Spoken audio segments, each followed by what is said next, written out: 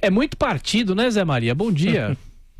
É muito partido, e muito partido, como a Vera disse, aí sem a menor estrutura, né? Que tem um eleitor aqui, outro ali.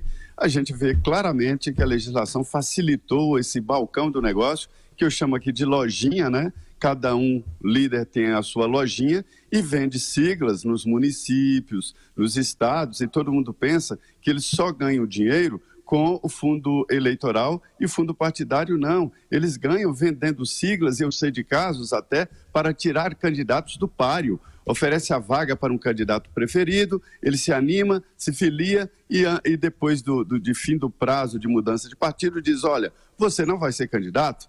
Isso está rendendo muito dinheiro por aí. Olha, o banditismo tomou conta mesmo da política em todos os setores, inclusive nesse aí de formação de partidos.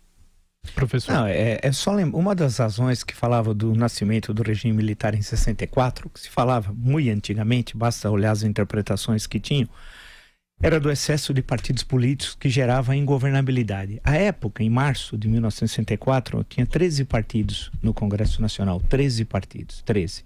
Hoje, na Câmara dos Deputados tem 30. Portanto, mais que o dobro do que tinha em 1964 tal.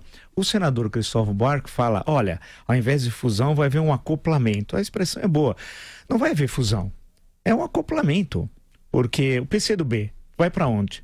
Não deve ir para o PT, eu acho. Acho que o PCdoB vai para o PSB. Vão formar uma espécie de federação ali. Acho, é mais provável, né? Mas parte dos partidos das noticialidas, que são 14, né? Porque vão ter problemas iniciais, alguns não têm sequer um representante. O PCO, por exemplo, não tem nenhum representante no Congresso Nacional, o Partido da Causa Operária, né? Mas recebe recursos do fundo partidário e tal. Lança candidatos a cada 2 anos, não elege ninguém e assim vai. E essa cláusula tende a aumentar assim, como determina a lei. Eu acho que dessa vez, diferentemente da outra, na década anterior, se tomou cuidado em relação à Constituição, né? Porque tinha de ocorrer uma alteração que preservasse o que é dito na Constituição. Então, diferentemente da outra vez, que permitiu que o STF anulasse uma correta decisão do Congresso Nacional, dessa vez tudo indica que isso não vai ocorrer. E essa diminuição vai ser muito boa, vai melhorar a qualidade. Ela é lenta, a cada 2 anos, tal, de pouco em pouco. Mas daqui uma década, porque esses resultados não vão ser obtidos imediatamente, nós teremos uma diminuição do número de partidos políticos e tudo indica uma relativa melhora na qualidade do debate político, né? Ô Zé Maria, e o Supremo, hein, Zé Maria?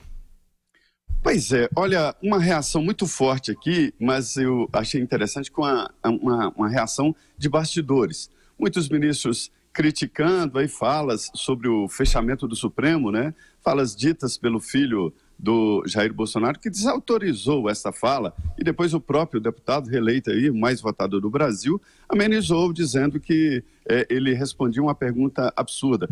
Olha, lá em Minas Gerais, tinha um deputado, o Bias Fortes, que um dia ele chegou na sala de imprensa e falou, eu vou parar de dar entrevistas, porque vocês fazem perguntas ridículas, eu dou respostas idiotas, depois cortam vocês as perguntas ridículas e põem no ar apenas as minhas respostas idiotas. Então, ele traduziu muito bem o que é um escorregão quando se trata aí de entrevistas e falas públicas. Mas acontece o seguinte, eu notei ontem uma grande apreensão. Ministros do Tribunal Superior Eleitoral estão preocupadíssimos com este clima tenso da eleição. Ontem, a própria decisão de todos em darem entrevistas e, na verdade, explicações, essa é a palavra, explicações do que está acontecendo. Antes eram como se fossem vários bruxos que se reuniam no TSE e depois davam o resultado da eleição sem nenhuma satisfação. Desta vez não, há uma exigência de explicação parte a parte.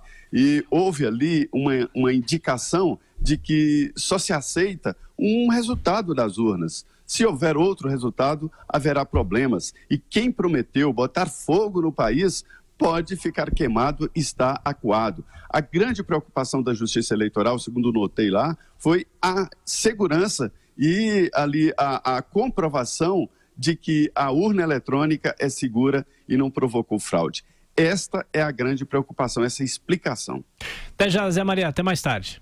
Até já, Zé, Bom dia. só comentando uma coisa que você falou a respeito dessa coisa de perguntas idiotas e respostas esdrúxulas. A pergunta dos concurseiros lá durante a palestra, a aula do deputado Eduardo Bolsonaro é uma pergunta esdrúxula.